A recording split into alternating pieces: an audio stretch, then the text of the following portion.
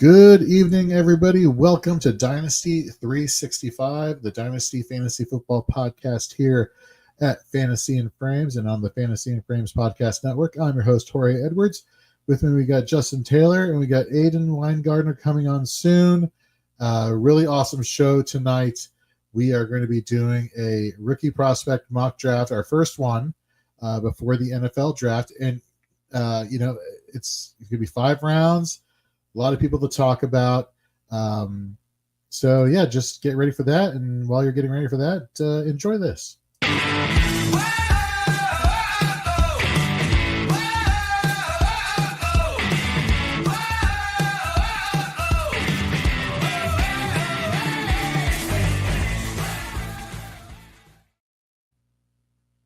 I gotta tell you, JT, I don't do a lot of things right. This is a great way to start a show or anything in general. I don't do a lot of things right. I don't do a lot of things right. What I do know is that when it comes to intro music, I think I have some type of knack for it because that is a banger. All the shows intro music is a banger. Thank you. B is in the YouTube channel. Some say the best intro music in the biz. Thank you, B. Thank you very, very much. I like for those in the YouTube chat, we had dropped a link for the mock draft. There are still spots available, so we're going to give you some time and give some people couple spots left. People jump in here, try it out. Don't have to even know what you think you want to do. Just jump in there and get some practice in. I love mock drafting. I know there's some people out there in the community that says it's a complete waste of time until we've actually seen the real NFL draft and where people go. But I've said this many a time, and Jorge, I'll say it again. I want to do mock drafts and rate my players before the draft so that I can compare it to after the guys get drafted, where people are falling, where they're going in drafts after that. I want to look at that and then make the differences. Move a guy up, move a guy down slightly. But I also don't want to lose sight of a player I really liked that maybe goes later in the draft than they went. They went later in the draft. I had them ranked higher. And then I want to make sure I don't forget that I really like that player and to take a shot on that player, even if he didn't get drafted in the round I was hoping he would be drafted in. So absolutely. We got Vince in the chat here. Good day, Legends. What's going on with you? How are things down under? Am I right that you're in Australia? Or am I just making up things right now? Because I feel like in the Discord, which for folks, head over to the Fantasy and Frames Discord and sign up there. A lot of great chats there. We just recently created a mental health awareness channel where, you can talk football, you can talk life, you can talk about whatever you need to talk about, literally. And so we hope you join us over there. He says, Brian Ford, do you know that Brian Ford, over from Going for Two, he was the original host of Dynasty 365 when we started this a few years ago. Nice. Well, known fact. I did not know that fact. Me either. That's good. Very cool guy, very knowledgeable in the Dynasty scene. Vince is from down under, Australia. Went there my senior year of high school. I played in an all-star football game called the Down Under Bowl. There where we American teams. I was on the Illinois State all-star team, being from Illinois, and we played American teams, but we also played Australian teams that were trying to learn American football. Pretty cool. I have not been back since. I want to go back. I did date a girl from Australia in high school too. Very nice ladies from Australia. So definitely on my list of places to get back to is Australia one of these days. I got to tell you, where I want to go, no offense, Vince, obviously I want to go to Australia because I've never been. But being the Lord of the Rings junkie that I am, I want to go to New Zealand where they actually filmed the movie. And I found on, I think it was Instagram. Yeah, I think it was Instagram Reels. There's this guy with his buddy who dressed up like hobbits. Okay. And they actually went to the film set of Hobbiton. And they were like, we are going to hike like 500 something kilometers or some large distance. I'm not good with, metric. And we're going to take the One Ring to the mountain that was Mount Doom, and we're going to hike all the way from Hobbiton, and they made the trip. They made the trek. It took them like a week or two, but they did the march, and they got to the mountain site, and they cast the ring off, and they destroyed the One Ring. It was really, really awesome. Hold on, Crispy. There's a down under joke to be made here. Yes, there is a down under joke. That is true. Jorge, another randomness. Shout out. He's probably not watching the show. Trent Gesso played football with him in high school. We played running back together. He lives in New Zealand. He's been there at least a decade that I know of, maybe a little bit longer. I actually have been to New Zealand as well. Great place. Love New Zealand. Been a long time since I've been there, but I was high school again. Would love to go back. But one of my friends I played football with in high school lives in New Zealand. Been there a long time. Vince says, Flight of the Conchords. Oh my God, how did I forget that? How did I forget? That's a great reference. That's a great reference. Good old HBO show. Love that. We got Mike D in the chat saying this is Dirty Jobs. Another person who, just Mike Darling, he is going to be joining us on one of our podcasts going forward. He may even be joining Dynasty 365 in the coming months. So just be on the lookout for that. He says he'll be jumping in the mock draft soon. Love it. Sooner. Got 3 spots left, Jorge. 3 spots left in the mock draft. So if you're looking to jump on here, watching the show, want to jump in that, go back to the top of the chat. Jorge added it there. Jump on that sleeper, click on that. Join us right now. We've got a couple spots left. Yep. We got Albert. Albert, come on, man. What's going on? I hope you're doing well. Always regular here on Fantasy and Frames Programming. We love you. We got the Retro Coach, who did a great retweet of our initial tweet for tonight's show. So thank you very much for spreading the good word.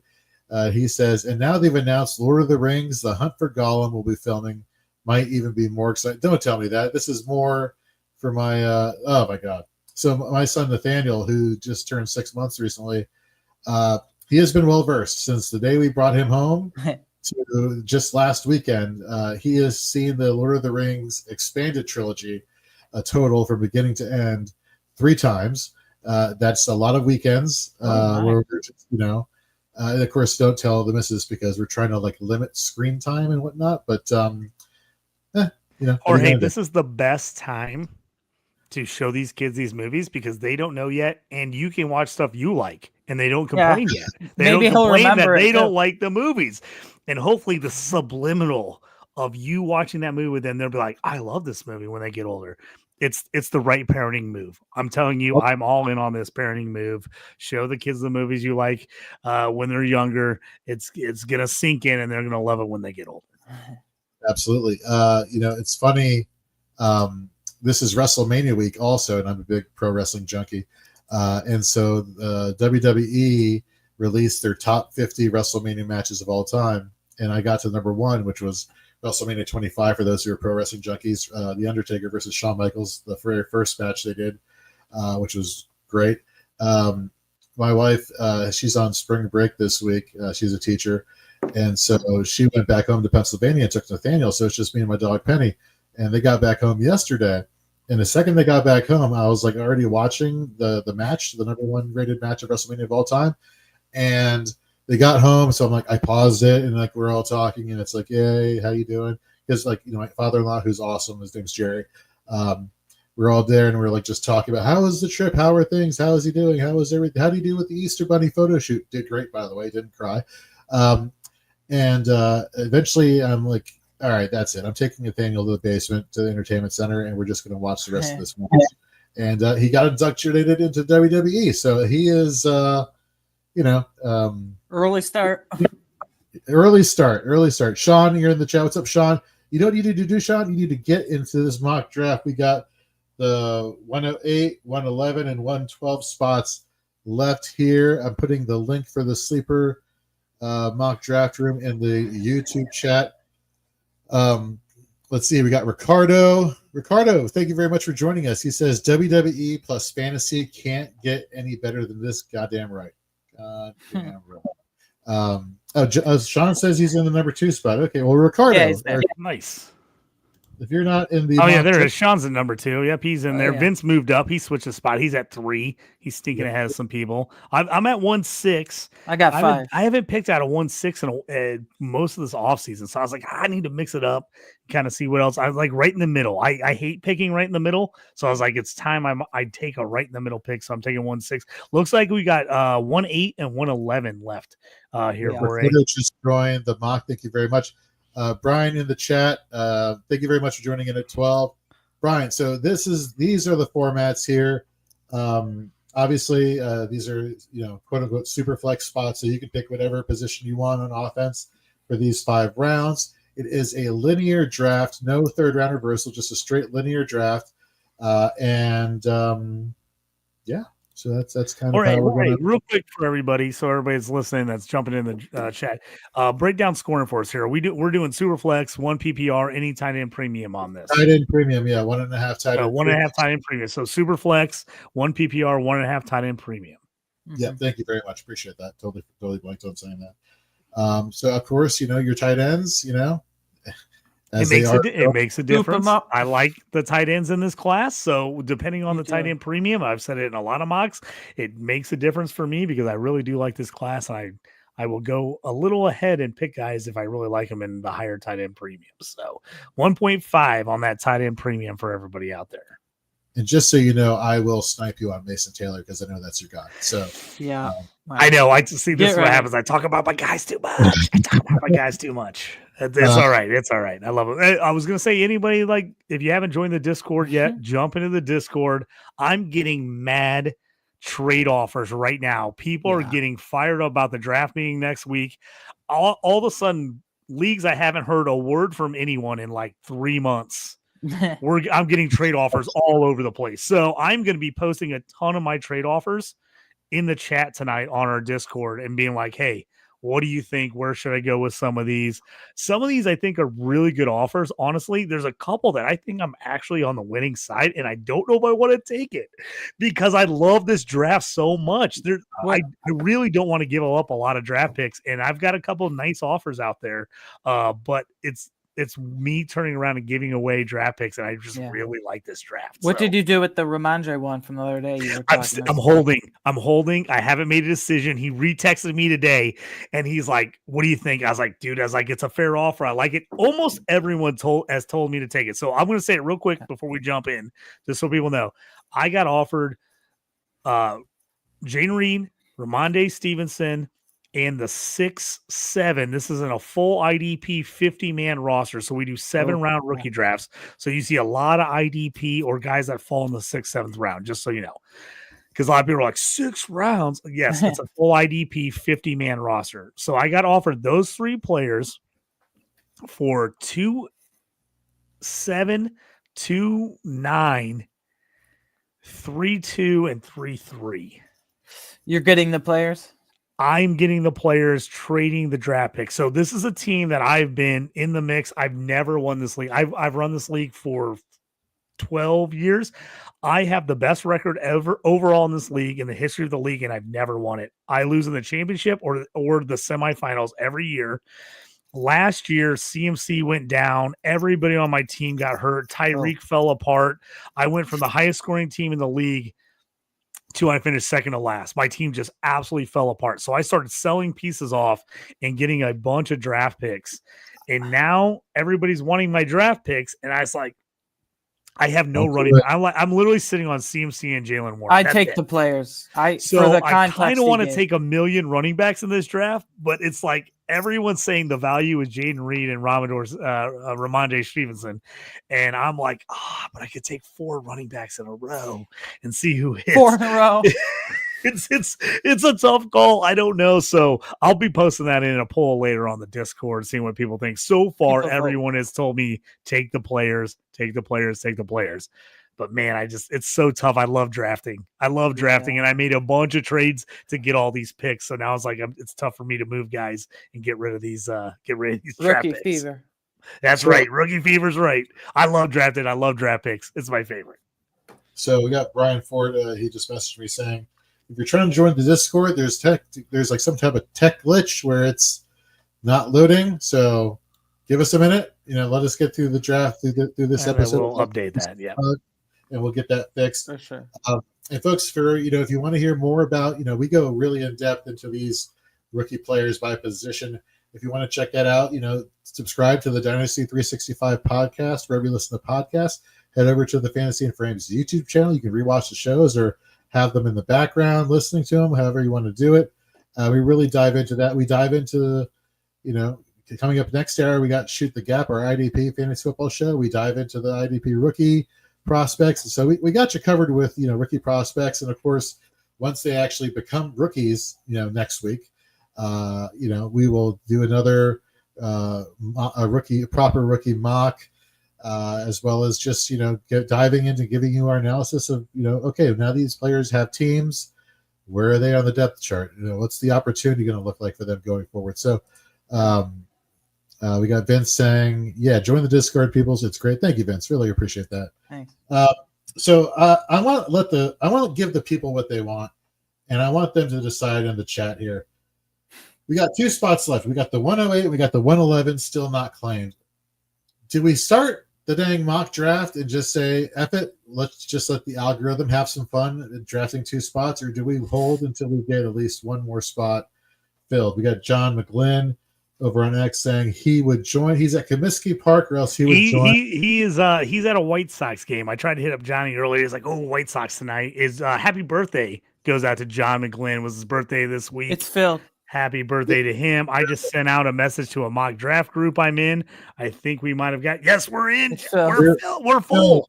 Here we go, people. Let's do it. Let's starting the mock draft. No. Yeah. Oh, here we go. Let me turn off all that. Let me mute my my sound as well, so we're not hearing all of us drafted ding at the same time. I'll tell you what, though. You know what the favorite platform for me for doing drafts is? Ironically, it's not Sleeper. It's ESPN, because they have the old ESPN music from back in the day. That's a childhood great. You gotta love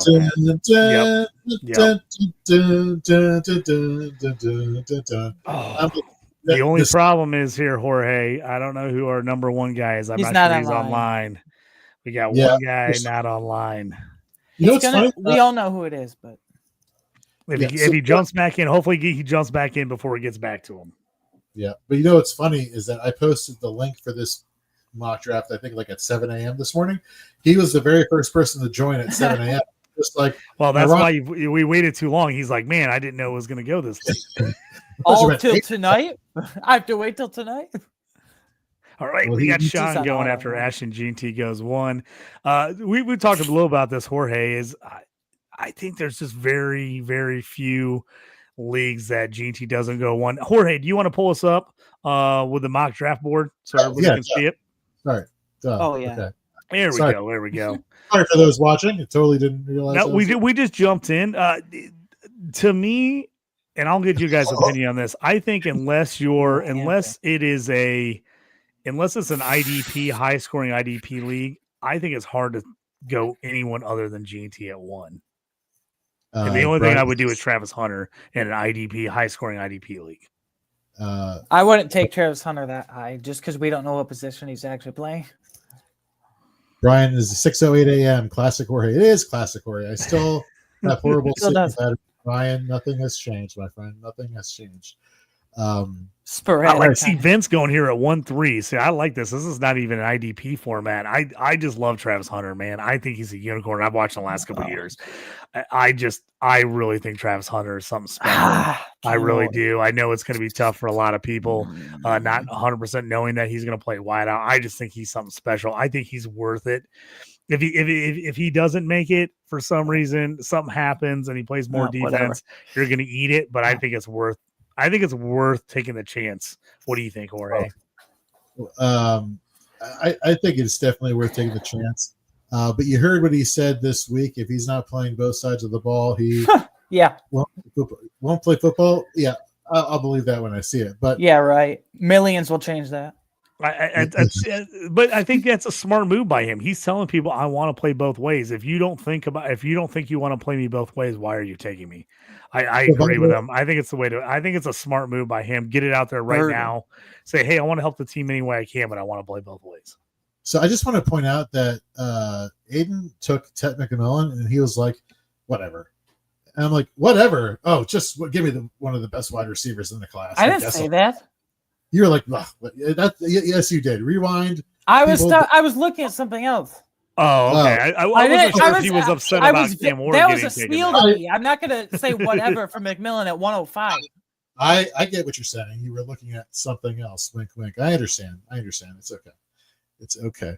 JT, you want to read off who we got going each round by round? Yeah, so right now we've got Ashton Jeanty went 101. We got Amarian Hampton at 102. Travis Hunter went 103. Cam Ward went 104. Ted McMillan 105. I jumped in and took Luther Burden at 106. Travion Henderson, great steal at 107. And now we got Gavin up here at 108. Can I say something quick? You only heard me say that. I said whatever because I got sniped by Cam Ward. I'm just busting your balls here, man. I knew he was upset about getting sniped on Cam Ward. Yeah, so that's why I said it. Cam Ward there. I like Retro Coach in the here in the chat says home league scoring has scoring for both sides of the ball. Snag Hunter is my early Davy last year. Great call. If you get scoring on both sides, if you can play Hunter in a DB or a cornerback spot next year on your defense and you get offensive and defensive scoring for him, I'm telling you, he's going to be a league winner for somebody, a lot of teams. I just love that. I love Hendo going at 107. I absolutely love Travion Henderson. If it comes down to me in a lot of leagues, Henderson or Luther Burden, it's going to be team dependent. If I need running back or wide receiver, equally love both those guys. Trey Harris, I love seeing him here go here at 201. Trey Harris is a guy I'm big time into Trey Harris. I'll keep getting everybody up to date here. Henderson won 107. Tyler Warren went 108. Caleb Johnson 109. Quinshon Judkins 110, Emeka Buke 111, and then Colson Loveland 112. Then Trey Harris at 201, Isaiah Bond 202. Sanders dropping all the way to 203. I love that. Sanders and Hunter for Vince. Great there. Golden going 204. Now we got Aiden on the clock at 205. Very nicely done, JT. Great recap. Yeah. Let's see here. I tell you what, I saw Sanders drop, and I was just praying he got to me at 206. I love Sugar Sanders. I'm one of the guys that have never wavered. He's been my QB1 for 2 years in this draft class. A lot of hate out there on him. I just think he is going to be really good. I think he's got the poise and the makeup to be a good NFL player. I think he's got extremely great accuracy.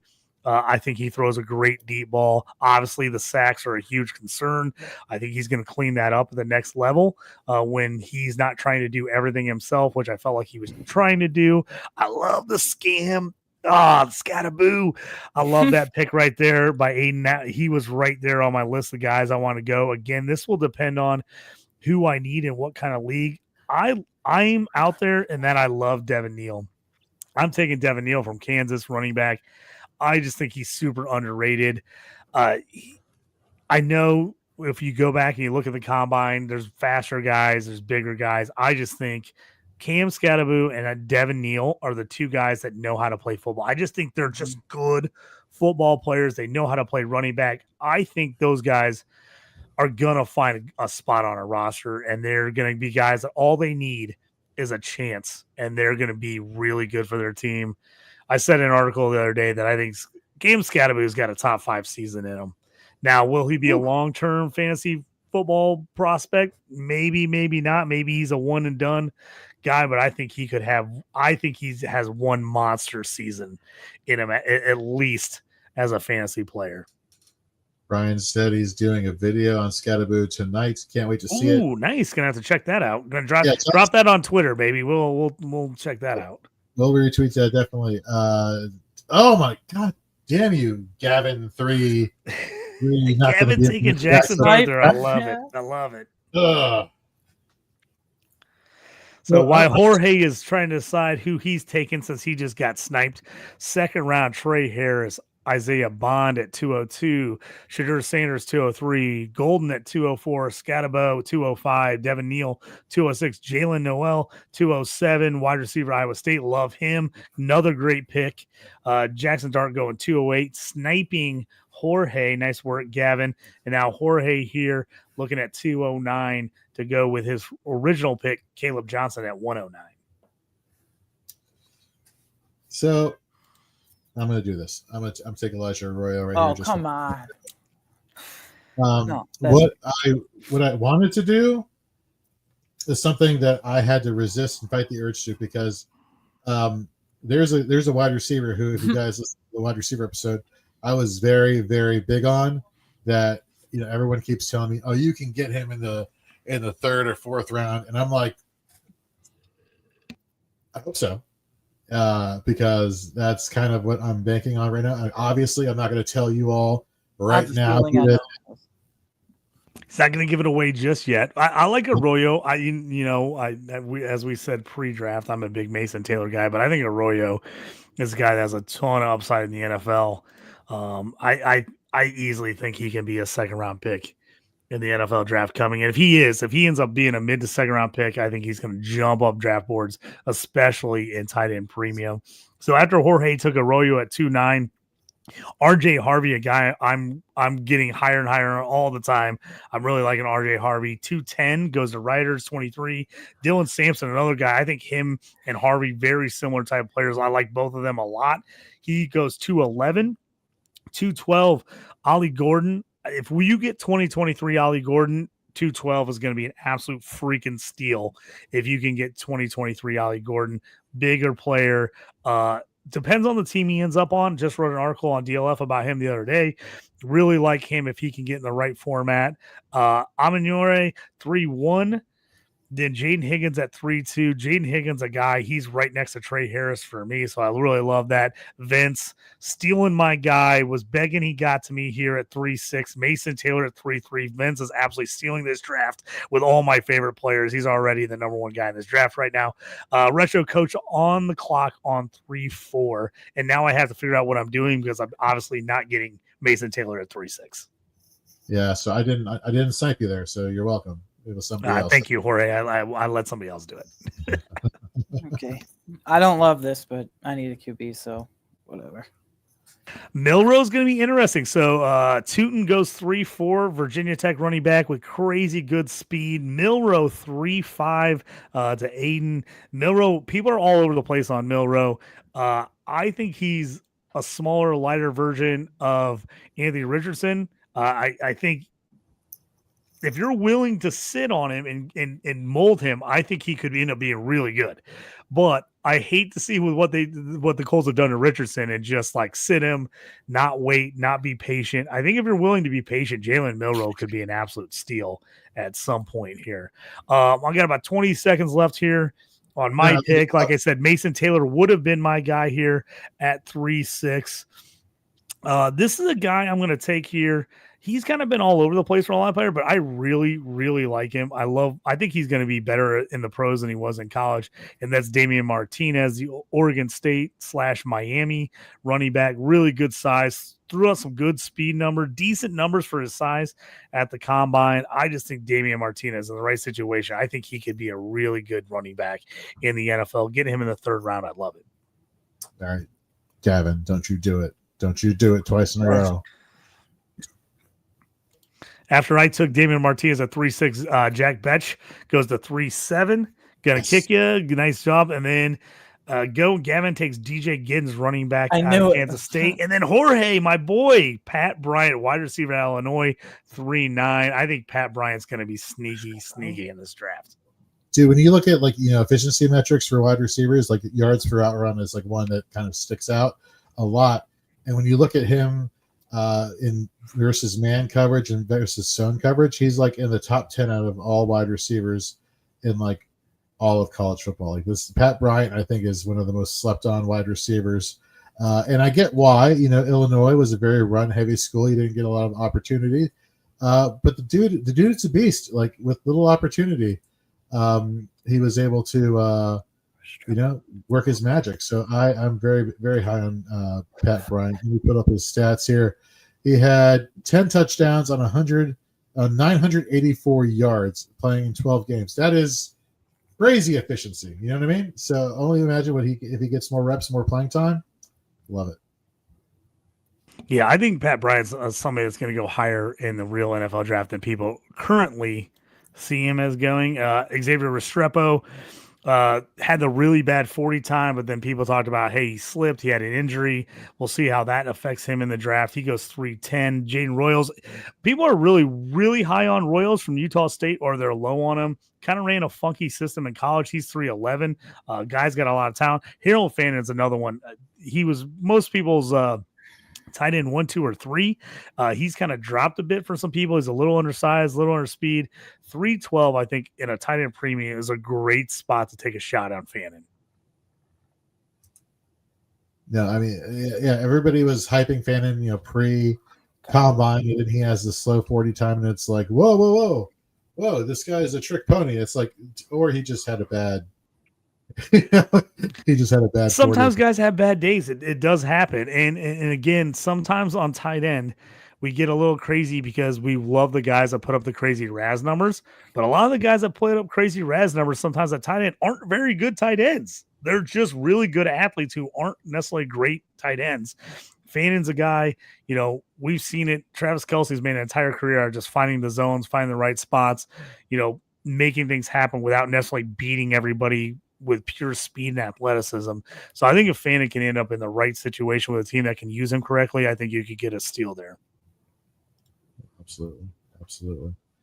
Well, this mock draft has been really solid. I gotta be honest with you. Everybody who's participating, great work. This is fantastic. You're really making it. I think everybody in this draft is like, oh, I need my thinking cap on. Like this isn't going to be a throwaway mock draft. No. We waited to get this thing full for a reason. You all are crushing it. And if folks, if you are over on YouTube watching this, why don't you hit that subscribe button and notification bell so you're notified when Fantasy and Frames puts out some more fantasy football content for you. We dropped a lot of YouTube shorts yesterday in the afternoon, and then over on our TikTok, we dropped a lot of videos over the weekend.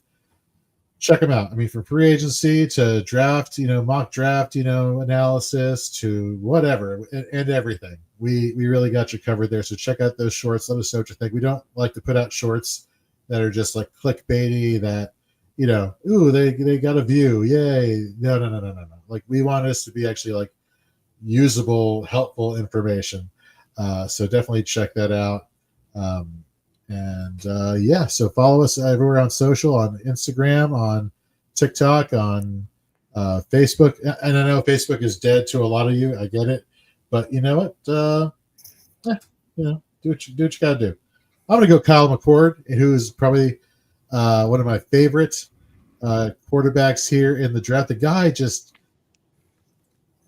what can't Kyle McCord do is my question to you. Like the guy just does everything you want from a quarterback situation. I tell you what, Jorge, I was almost taking McCord here. I kind of was hoping he would drop to me next round. Like people weren't as high on him. I love Kyle McCord. If you haven't watched the John Gruden camp with Kyle McCord yet, it's fantastic. I watched it last night at like 2 a.m. It was like an hour long. It was great. Kyle McCord is great. I think Kyle McCord is highly underrated. I'm going to end up taking him way earlier in drafts than I have been in mock drafts because I really think he has a very good chance to be a good NFL player. I think people are just he's gotten this bad rap that I don't know where it came from. He lost one game to Michigan, and then everybody was like, "Oh, he's terrible." He's not. He's a really good player. So I love Kyle McCord. He was there for me. I almost took him. I was looking for him. I was like, I'm going to take him here. Retro Coach jumped in and says, Helm destroyed my Wolverines. Had to give him some props. Nice take with him there. Gunnar Helm out of Texas. I tell you what, he's one of those guys that got hurt in the pre-draft process. Went through some injuries, still tried to do well, got hurt, didn't put up good numbers. I think he's actually going to be a guy that ends up going fairly high anyway in the draft, as I think people are going to like him. No, I love this. And folks, by the way, as you all know, or maybe you don't know, every year here at Fantasy and Frames, we do a round 1 and sometimes round 2 and 3 live stream. So we will be live streaming next Thursday for sure, round 1 of the NFL draft. And it's not just going to be a regular Fantasy and Frames show. JT's podcast, The Stew with JT Brew, will actually be hosting draft night coverage here on the Fantasy and Frames podcast network. So JT, it's going to be great being on The Stew with you, as well as getting everybody else into this into the craziness that is Fantasy and Frames coverage on draft night. Drinks are had. I think it's gonna be fun, guys. We're gonna be talking about the picks. We're gonna be going everything. I'm gonna be talking about draft props, bets, stuff going into the show, like things to look for. So it should be a fantastic time. Literally my favorite night of the year. I love draft night. It's like Super Bowl, like first week of NFL playoffs, like opening of the NFL season. Draft night's like right up there at the top of like just one of my absolute favorite days of the year. And I love the fact that it's primetime Thursday night now. Get everybody fired up for it. I love it. Yeah, 100%. Got sniped by Ty Felton. So. Damn it. All right. I'm up on the clock here. I'll do a recap here in just a second. I'm going to look down here through my list and find my guy that I really like. I'm taking LaQuint Allen, running back from Syracuse. I think highly, highly underrated. As you can see, with Neal, Smith, and Allen, I went with 3 running backs, all guys that can catch the ball in the backfield. They can do a little bit of everything. Just guys that didn't necessarily like blow people away on the combine in general, but like guys I just think are really good football players. I'm gonna let, since we're just slightly behind here, Jorge, I'm gonna let everybody finish out this round, and then I'll do a little recap for the last 2 rounds here. Of course. So we got Brian in the chat. So Brian was a member of a couple of these draft shows, and he says fun memory post draft show. So this is like midnight, 1:00 in the morning on the day where AJ Brown got traded to the Eagles, and one of our friends here at the Fantasy and Frames brand, Hollywood Titan, is a Titans fan, and both Brian and Nate Markham were consoling Hollywood about the trade because let's face it, it hurt Titans fans here. Got Sean in the chat. WrestleMania and the NFL draft. What do we? I know, kick off the weekend with WrestleMania and then throw in the draft afterwards. Obviously, we're going to be doing round 1. If you guys want to hang out with us on night 2 on Friday, and we do rounds 2 and 3. Let us know, and we'll throw a stream on. And I plan on being around. So if anybody else still wants to be around and talk about it on Friday night, I'm planning on love round 2 and 3. As a college football fan, I get to see a lot of the guys that I watched a lot go off in those rounds. As we know, those are great picks. Rounds 2 and 3 are huge for a lot of these teams. These guys are going to start. They're good value. So I plan on being back in the mix on that as well. We got Sean in the chat. Hollywood is still pissed about it. I know what you're saying. Gavin, nice Willie Marks pick. Vince said it just had it popped up. So good Marks pick there. I really do like that. Woody Marks is a sleeper for me right now. And Retro Code saying, of course, the NBA playoffs start. Go Celtics! Yes. This is the time of year, man. We got so much stuff going on right now. I feel like there's a ton of stuff. Hockey playoffs are starting. NBA playoffs are starting. We got the draft. My birthday is next week. Don't worry about it. But it's all at the same time. I love it. It's going to be a fantastic week. I can't wait. My birthday is on Saturday, so I get to celebrate by watching Night 1 of WrestleMania. I am super, super jazzed about that. Let's see here. Vince says, because he's over, down under, or just down under. Rounds 2 and 3 start like at midnight, but I'll be watching. That's what I'm talking about, Vince. Hey, dedication. That's what it takes. That's right. And speaking of dedication, and that's what it's all about. Everybody in this mock, thank you so much. You all did a great, great job. We're looking forward to seeing what this is going to look like, after the NFL draft with these people. And here's the thing. Jorge, for the podcast people that re-listen to the podcast, let me break down rounds 4 and 5 real quick, run those through, and then let's go back and we'll talk about some of these picks and who draft we like the best, some of these other things. So running through round 4 because I didn't get into round 4. First pick at 4-1 was Quinn Ewers, quarterback out of Texas. Kyle Williams, wide receiver out of Washington State, getting a lot of buzz here lately, going at 4-2. Torrey Horton, Colorado State wide receiver, another guy, dealt with injuries but was really high on Devy lists a couple years ago. He goes 4-3. Gunnar Helm, we talked about him, the tight end out of Texas, struggled in the draft process with some injuries and stuff, didn't put up great numbers, but a guy, if you go back and watch the film, was really good at Texas at 4-4. Ferguson, tight end out of Oregon at 4-5. Aiden took him. I think he's a sleeper. I think he's a guy that's going to be a really good NFL player. It just matters what system he's in, who's in front of him. But I think if you have places to stash him, he's a guy I really like as well. I took Rashard Smith, running back / wide receiver, was a wide receiver at Miami, transferred to SMU, went to running back this year in a league where you got points per carry, points per reception, anything like that. If you get bonuses for total return yards, kick return, punt return yards, receiving yards, rushing yards, I think he's going to be a beast across the board. I think he's one of those guys that's going to put up all kinds of yardage. So if you're in a total yards league that just counts all those things, I think he's going to be sneaky good. So I took him at 4-6. Jaquez Hunter, the running back out of Auburn, went 4-7. Another guy that's kind of being slept on right now in this huge running back group. A guy that looked really good at Auburn in the SEC. Travis Etienne at 4-8, Georgia running back, former Florida running back. Obviously, his brother is in the league. Oh, so did I say Travis or Trevor? Yeah, you said Travis.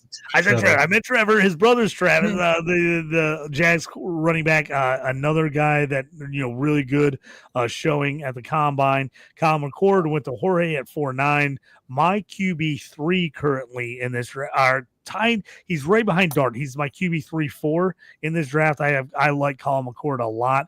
Tez Johnson from Oregon going 4-10, the wide receiver there. Jane Blue, speedster out of Texas, the running back going 4-11. Drew McCoy, wide receiver, Texas, going 4-12. Arondé Gadsden, another Syracuse guy I really like, and a guy I'm going to be taking a ton of flyers on in tight end premium leagues, going 5-1. I think is a great spot for him. Jordan James falling a little bit here. The running back out of Oregon, just such a deep class. I've seen people with him in their top 10. So the fact that you're getting him 5-2 here is great. Taj Brooks, another guy that doesn't necessarily hit all the speed scores and everything, but just a really good productive player at Texas Tech at 5-3. Ty Felton, the wide receiver out of Maryland, going 5-4, speedster. Savion Williams, 5-5, big body guy out of TCU. Be interesting to see how they use him. He's getting a lot of Cordell Patterson comparison. So Aiden took him at 5-5. I took LaQuinn Allen out of Syracuse at 5-6. Again, doesn't have the best numbers as far as speed scores, all those things, 40 time, but just a guy that can play football and was just a fantastic receiver out of the backfield. I think he finds his way on as at least a third down back for a team. I love him at 5-6. Crossy, wide receiver, going 5-7, running back going 5-7. He's definitely a sleeper. I like that pick there. Woody Marks, former Mississippi State guy, going to USC. Guy had a ton of catches in college out of the backfield. So it'll be really interesting to see what teams think about him going 5-8. I love that pick for Gavin. Dylan Gabriel going to Jorge.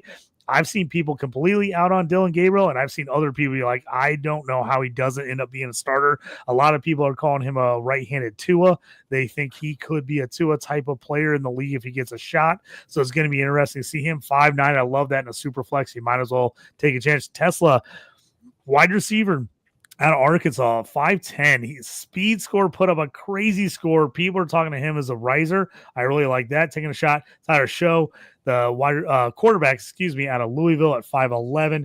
People loving his arm, loving the tape. Biggest issue with him, played 7 years in college and had one good year. Ton of injuries, but he's shown he's got the skill level. So I love this taking a shot on him in the 5th round. And then Nick Nash, nation's leading receiver in just about every category at San Jose State, taking him at 5'12", and that finishes up for us in this 5-round rookie mock draft. Super flex, tight end premium, 1.5 and a 1-point PPR.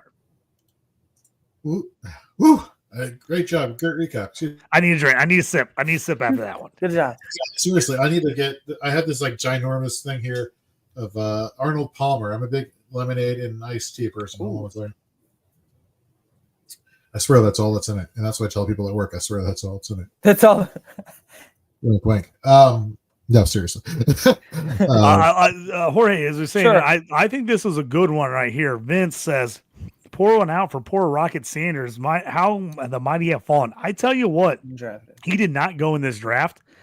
He is another one. Rocket Sanders and Ollie Gordon are two guys. If you can get the versions of them from Ollie Gordon from 2023 and you can get the 2022 Rocket Sanders, those guys could be absolute freaking steals. I mean, those guys were studs in college and then they had a couple down years. Rocket Sanders is a guy, Vince, I am eyeing hard in drafts. He is a 5th round flyer for me. If unless he goes higher in the NFL draft, he's a guy I want to take a shot on. He's got the body. He's had injuries. There's a chance he doesn't make it for somebody, but there's an outside chance he does. I really like him. It's going to be so tough in this 4th and 5th round. I think there's going to be so many players I like. Trying to figure out who I'm going to take. I know usually they're throwaways. We talked about it before we came on air. A lot of people think these 4th, 5th rounds are throwaways. I just think this class is so deep. There's so many guys I want to take a shot on. Now, will any of them hit? Who knows? But there's a ton of guys I think have talent and have a shot to actually be fantasy relevant in the right situation. So if you can, and you get somebody in your league who doesn't like those late picks, make some trades, gobble them up, get some 4th, 5th rounders. So I'm going back and looking at James here. Is he the brother of LaMichael James, also an Oregon running back, or is that just a coincidence? I don't think so. He's not. Jordan James, different guy, different area. Jordan James is another one, putting up semi kind of Bucky Irving numbers. And then also at the combine only ran a 4.55, which kind of hurt him in a lot of people's eyes because he wasn't super fast. But Bucky ran a 4.54. So James runs hard for his size. The biggest thing I think we're gonna see once we come draft time is how are NFL teams looking at these running backs, and are these guys stuck behind 1, 2, 3 backs, or is it them and one other guy fighting for the starting spot? Because I really think you could see a ton of these guys that went in the 3rd, 4th, 5th round move up to the 2nd, early 3rd round, depending on where they get drafted and where NFL teams see them, because this is just a loaded draft class. I mean, I've done a ton of work with a ton of articles on DLF about this running back draft class. It's just loaded. It's going to be interesting to see where teams like guys and where they take them. Ton of speed backs, but a ton of guys that are like not the fastest, but have good size, and then a ton of really big backs. And we just haven't seen that in a long time in the NFL draft, where we come in multiple players across multiple levels who all can do different things at different sizes. It's really going to be interesting how a lot of these teams look at these guys and rate them on their boards. I'm pumped to see the after draft when we can see some of these draft boards and some of these guys see how they had some of these running backs ranked. Will be really, really interesting to me. Yeah, you mentioned my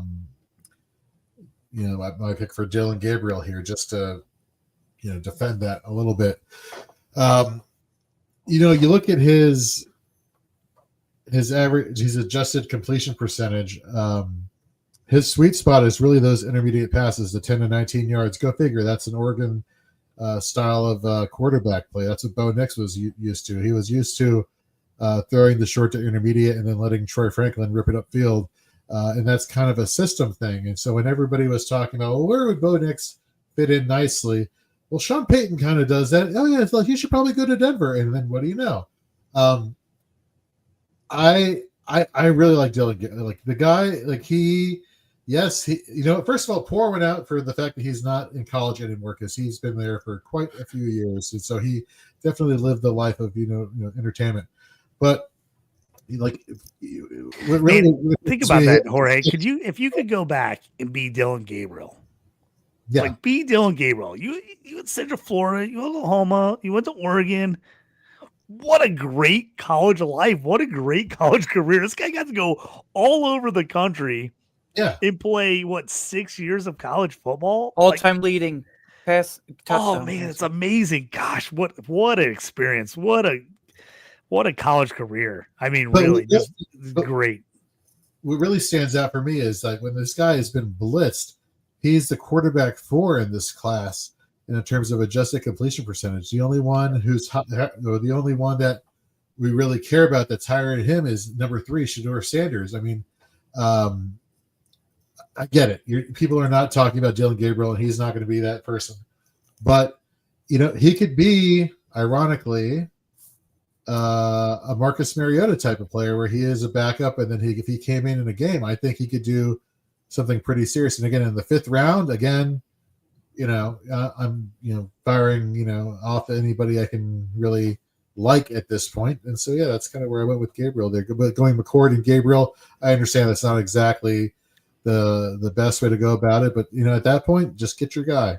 If I'm pretty deep at running back and wide receiver on a team that's a super flex or 2 QB league, I'm taking a shot at McCord and Gabriel late, especially if we get and see where they get drafted. I mean, you're telling me if Dylan Gabriel doesn't go to Miami in like the 5th round, that people aren't going to be all over him, taking him as Tua's backup?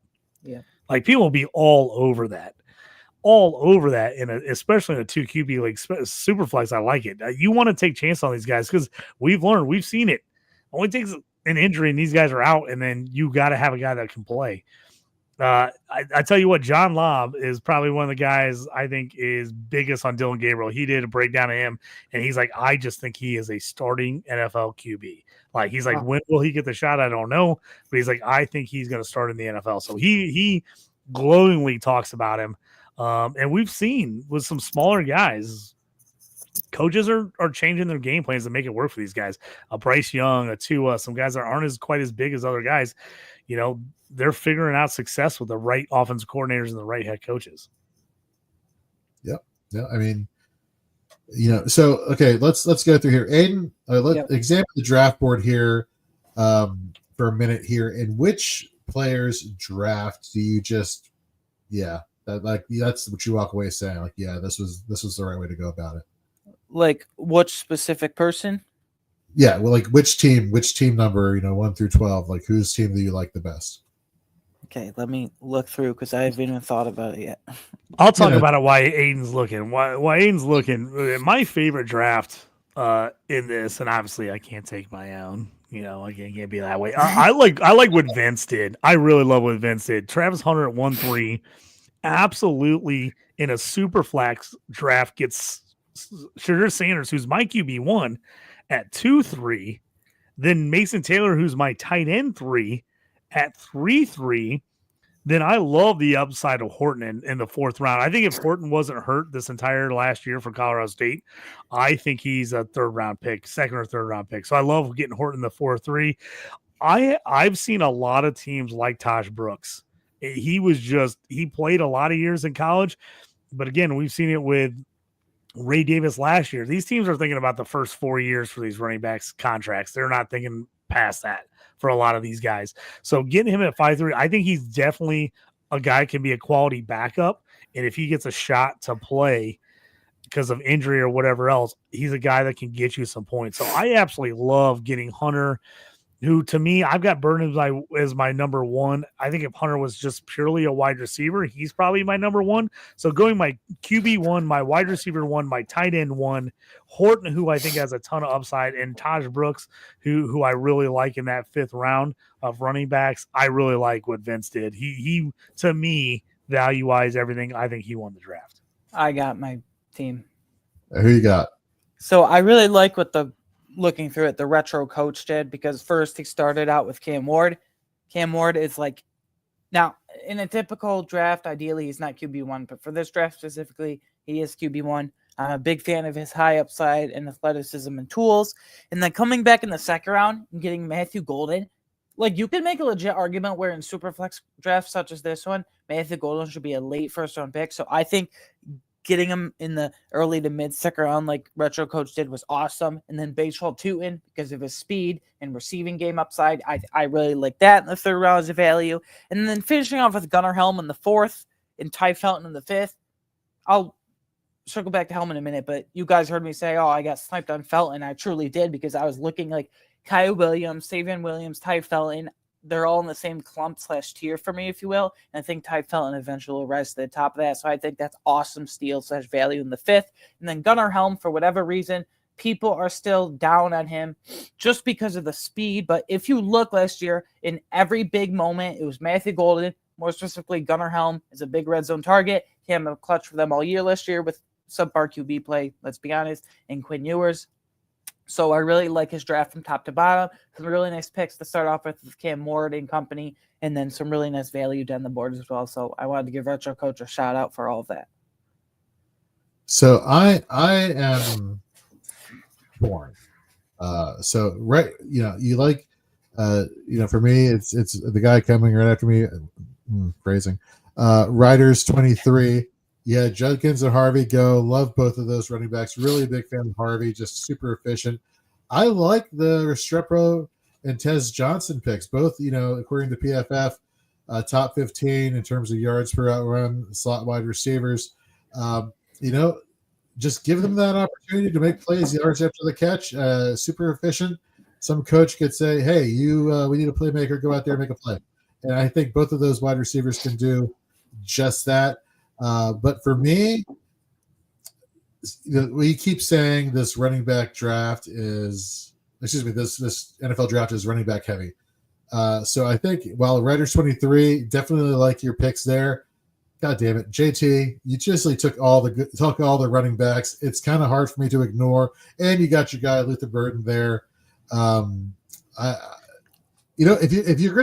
If you're in a class where you have a bunch of really good players at one position, take all of them. That's basically JT's approach in each round. Yeah. I love it. I was pumped to get Burton at 1.6. The question is, Henderson, do I go Henderson there? I think Henderson would have been a great pick. But for me, I really like the upside of Luther Burton.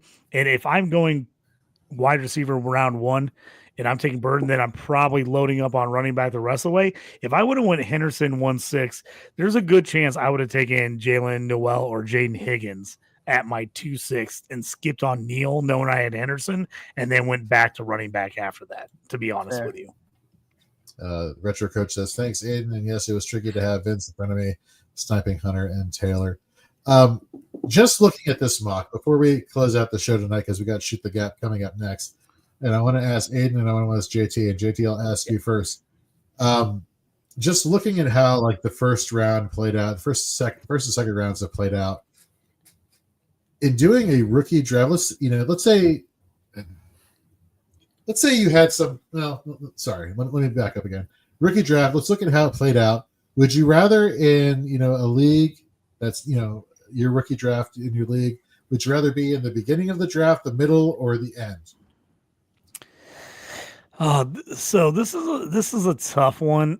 Usually rookie drafts, I want to be obviously as high to the front side as I can because I want the very, very best players, and there's usually a cutoff of where we kind of see that end. In a normal draft, I want to be near the end because I'd rather get back-to-back guys.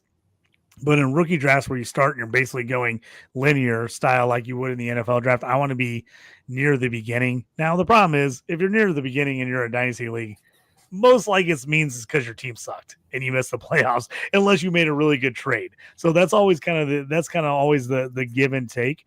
I always want to kind of look and see where the cutoff is. Like if I'm counting up guys, depending on of what league it is, is it super flex? Is it 1 QB? Is it tight end premium? Is it start 2 tight end? I kind of want to see where those cutoffs go. And then that's maybe where I want to make a move. That's maybe where I would go, oh, I'm at 110. What does it take to me to get to 1.7 where I can get Travion Henderson at 1.7? Or if I'm someone who's I'm thinking about taking wideout anyway, I love the fact that I can get, Ibuka at 111 or Judkins at 110. So I think you just kind of need to look at where your guys are, who you are shooting for, kind of see where they're going and see if it's realistic to get those guys around where you're picking. Obviously, man, this draft is tough for me because I think there's a lot of good guys and I think it's deep. And running back for sure is going to depend on where these guys get drafted because I think a ton of them are getting taken. Quarterback's going to be real iffy. I like this tight end group a ton. I think these tight ends that we're taking in the 3rd and 4th rounds are not going to be there after the draft. I really don't think. I think we're going to see a ton of guys go in the 2nd and 3rd round that people didn't think would go that high, and they're going to move up draft boards. But obviously, anytime you can get the superstars at the beginning of the draft, those are who you want if you can get them. Aiden, you agree there? I think I generally agree with the top of the talent thing, because I think after the first 6 to 8 picks, arguably, with this draft, the NFL draft, the talent does drop off a bit. But I'm a guy, and I still stick by this for rookie drafts, especially in general. I want to be in the middle of each round. If it's a 12-teamer, 6 to 9, maybe that's not middle, 6 to 8, 6 to 9 picks, just because I think in the middle of rounds, there's a lot of value that can be found, even as late as the 4th and 5th round, with certain tight ends and QBs that get pushed down the board that people aren't thinking about. And you can get a lot of steals, quote unquote steals, in the middle of rounds, rather than when you have to wait all the way for the beginning or end, if that makes sense. Yeah, I'm right there with you, Aiden. I like the middle of drafts. I find it's actually rather interesting. People like JT, like the bookends. I guess not in a rookie draft, right? Because it's linear for most people. I agree with you with the value there and what you can find, and you kind of when you're looking at your competition, like if you take it at 6. Well, you just found the best value that the following 6 players are not going to have. You know what I mean? So you're kind of already, one-upping half of your league by drafting in the first, in the middle of the draft. Obviously, there is, if Cam Ward wasn't I don't consider Cam Ward and Shedeur Sanders the Caleb Williams and Jaden Daniels of last year. I don't think those are the upper echelon of quarterbacks in all of college football in the past 10 years, but they're quarterbacks, right? And teams need quarterbacks that are bad. So, I think things are kind of skewed a little bit in a lot of rookie drafts, mock drafts that we've been doing and have been seeing. But I like the fact that was not done in this case, that people went after the talented positions, like the Genties, like the Hamptons, like the Hunters, and then Cam Ward came with rookie coach, or retro coach, excuse me. So I think retro coach got a good value at the 4 spot with Cam Ward, but I credit the auto picker and then Sean and then Vince for getting Hampton and Hunter there. Even the fact that it is a super flex, even the fact that it is tight end premium, I appreciate these guys going after and not letting the format of the draft and of the league dictate their thoughts in terms of I want the best players. I don't care about. Give me the best players. I'll fill in the gaps later. Yeah, Jorge, I to speak to that, I think you're right. This is why I always think doing mock drafts before the draft actually happens, and then after is a good idea, because you can say, hey, what are the guys I like? Where's the talent I like? And then you can decide, does the landing spot change the talent enough for me to say, okay, that guy's way up or way down? Getting the number 1, who might be the number 1 pick in the draft at 1-1 in a super flex league, and get the number 1 player overall drafted and be at a QB at 1-4, most years is an absolute steal. I mean, that's right. An absolute steal to get the overall number 1 pick at 1-4 in a super flex draft. So looking at that and go, okay, maybe you don't like the Titans landing spot and that hurts you, but look at where some of these guys go and decide, hey, is the landing spot so bad that I'm willing to move them multiple spots down my ranking list, as opposed to drafting the guy because I like the talent and I'm going to take a guy that I had maybe, just to say I like Caleb Johnson, like you took Caleb Johnson at 1-9. Say you like Caleb Johnson, he's your RB4. If the landing spot, it's not great, is he good enough to stay your RB4, or are you willing to drop him to RB 8-9 because of landing spot alone? That's where I want to do that evaluation. That's where I want to look and say, where did I like him before the draft? Oh, I still think he had this much more talent than these 4 guys behind him. Even if I didn't love the landing spot for him, these other guys' landing spot has to be amazing for me to all of a sudden move Caleb Williams way behind all them. So that's why I always think doing that evaluation and looking at makes sense, because you just don't want to go in the draft and be like, I always bring up AJ Brown. AJ Brown's one of my perfect examples. He went to Tennessee Titans. Everybody's like, oh, people loved AJ Brown, and then they hated that landing spot. And so I know a ton of people that pass on him. He went like late first round, early second round in drafts when he had no business going where he went. But people just hated the landing spot. And then what do we see a couple years later? He's on the Eagles, and you're like, I'm crushing it with him. You know what I mean? So like those things happen. So I think you gotta do that balance, right? That little balance of like landing spot versus where you had them rated in talent, and kind of figure out how far down or far up you're willing to move a guy depending on landing spot. So first of all, let's not disregard the fact that AJ Brown in Tennessee was a top 12 wide receiver as a Titan, and he had Ryan Tannehill, throwing him the ball. With some love to Ryan Tannehill there. But no, I 100% agree with everything you're saying. And, that's why you do these drafts. But Jorge, right? He was good in Tennessee, but he fell in rookie he fell in rookie drafts because people are like, oh, I don't love the Tennessee landing spot. And then he turned around and ended up being good at Tennessee, and then he got traded to the Eagles. It was even better. So, sometimes I think you have to look at that and go, like, how high is that guy? And if he doesn't end up in a spot I like, how bad is the spot to make him drop 2, 3, 4, 5, 6, 7, either ranking spots or draft picks for me before I take a guy? So that to me, because I've fallen victim big time of, oh, this guy got drafted in this round. He was 9th on my list. I had a guy that was 4th on my list, and I took the guy 9th instead of the 4th guy because of landing spot. And then I was kicking myself later. Like, I knew I loved that other guy. Why did I take the other one in front of him? So that's what I'm saying is that, because don't take landing spot to mean everything. AJ Brown, not a great situation. Most people hated it. Still was good. Talent prevails. Talent prevails. Yes, thank you, Aiden. Talent prevails. Look at your early rankings. If you don't have your own rankings, which a lot of people don't, find someone you trust. Hopefully it's us here at Fantasy and Frames. But if not, look at somebody else, match it with ours, and say, hey, what guys do I like? And I'm going to take them no matter what at this spot, or depending on draft position, which I think running back is going to be the big one this year. I think running back is going to move guys around everywhere depending on where they actually get drafted. Just take a look at that and don't just freak out on landing spot alone and change everything you were going to do on just landing spot. So a couple things. I just dropped in the YouTube channel the link to our 2025 rookie draft rankings for myself. Got Drew Scott and Aiden. You have some of your rankings up there currently.